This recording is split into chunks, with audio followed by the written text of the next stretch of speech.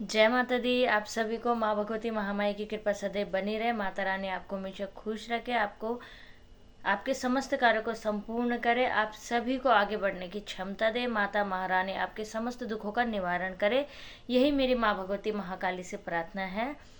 आप सभी के लिए एक बहुत ही महत्वपूर्ण वीडियो लेकर आई हूँ। वीडियो है कि कई बच्चों के मुंह से सुना है और एक दो तो मैसेज भी आए हैं मुझे कि माँ हम हनुमान जी की भक्ति करते हैं या राधे कृष्ण की भक्ति करते हैं या शिव भगवान की भक्ति करते हैं, मतलब हमारे इष्ट कोई और है और हम उनकी भक्ति करते हैं या नाम को चैट करते हैं, मतलब नाम का सुमिरन करते हैं, माला जाप करते हैं, उनका बीज मंत्र करते हैं और उनके मंत्रों का जाप करते हैं, मगर हमें माँ काली की अनुभूति होती है। चाहे स्वप्न मार्ग में, चाहे ऐसा लगता है कि कोई शक्ति हमारे साथ चल रही है या ऐसा माँ काली के होने का एहसास होता है, चाहे स्वप्न मार्ग में चाहे ऐसे ही।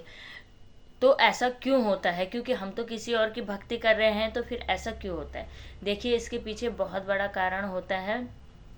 सबसे पहले मैं आपको ये कहना चाहूँगी कि जो हमारा पहला जन्म रहा होगा, क्या पता इस जन्म में हमारे माँ काली से कांटेक्ट रहे हों, माँ काली की पूजा आराधना या बीज मंत्र का जाप करते हों, तो इसलिए अब आप किसी की भी भक्ति करते हो तो आपको माँ काली का एहसास होता हो। यह आपके पूर्व जन्म का फल है।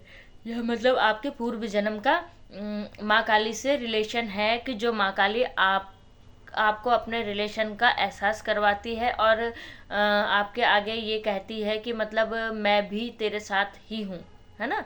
दूसरा क्या है कि बाबूजी, अगर आप कृष्णा की भक्ति कर रहे हो, कन्हैया की भक्ति आप कर रहे हैं, तो कन्हैया जो है, हमारे जो लाला हैं, तो वह बहुत काले हैं और उसी प्रकार, ठीक उसी प्रकार माँ काली भी श्याम वर्ण है, माँ काली भी काली है।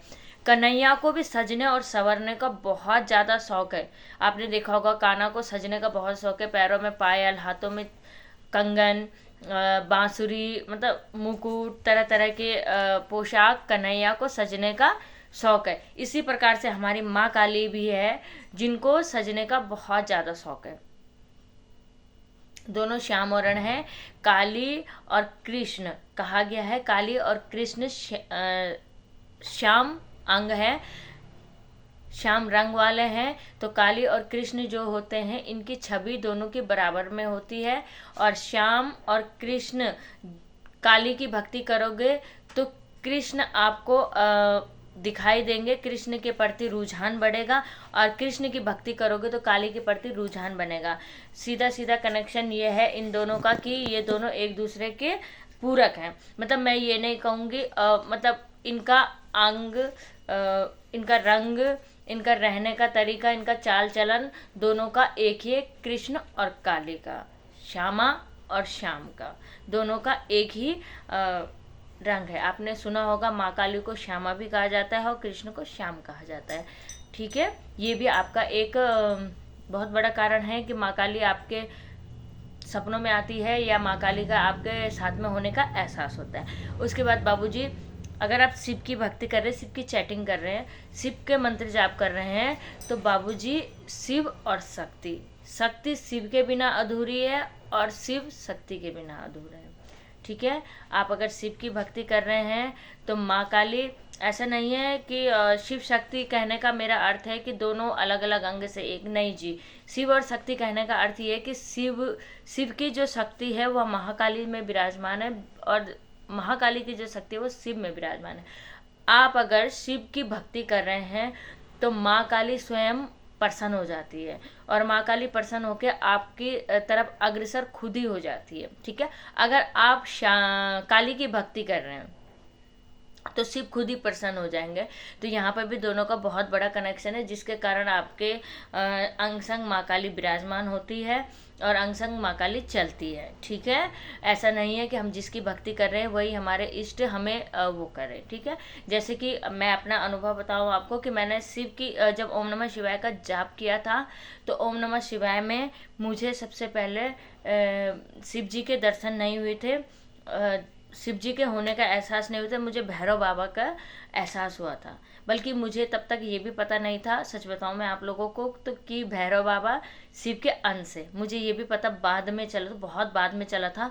तो मैं भी उस समय बहुत कंफ्यूजन में हो गई थी कि मैं तो बाबा की सेवा कर रही हूँ, बाबा के मंत्र जाप कर रही हूँ, और मुझे भैरव बाबा के दर्शन क्यों हो रहे हैं।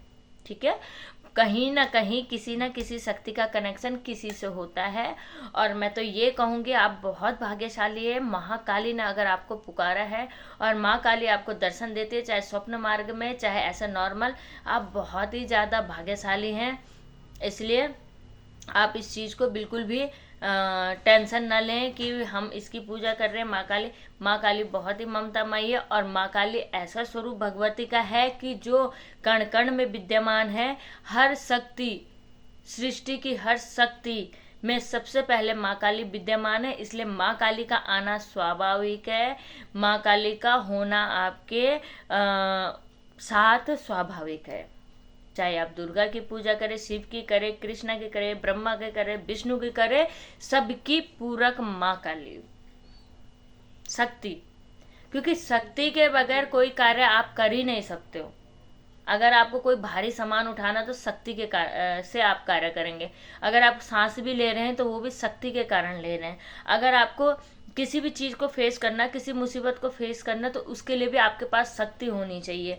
अगर आपको व्रत रखने हैं 9 दिन के नवरात्रे, मान लीजिए कि आपने फल फ्रूट त्याग कर रखे हैं और आपको व्रत रखने हैं 9 दिन के, उसके लिए भी आपको शक्ति चाहिए।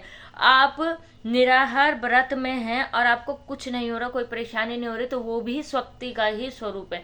तो इसलिए बिना शक्ति के इस संसार में कुछ नहीं है, कुछ हो भी नहीं सकता है। इसलिए माँ काली जो है शक्ति की पूरक है, और शक्ति महाकाली है, तो आप बिना शक्ति के कुछ भी नहीं कर सकते हैं। हाँ, इतना मैं ज़रूर कहूँगी आप लोगों से कि आप किसी भी माँ की आराधना करें, बगलामुखी की करें, काली की करें, प्रचंड से प्रचंड स्वरूप के आप आराधना करें, तो उससे पहले गणपति का ध्यान और भगवान भोले शंकर का ध्यान जरूर करें।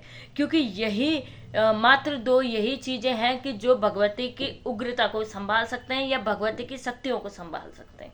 ठीक है, आज के वीडियो में इतना ही था। बहुत दिन से वीडियो नहीं आई, थोड़ा तबीयत खराब चल रही थी, इसके लिए सभी से क्षमा चाहती हूँ। जय माता दी, जय महाकाल।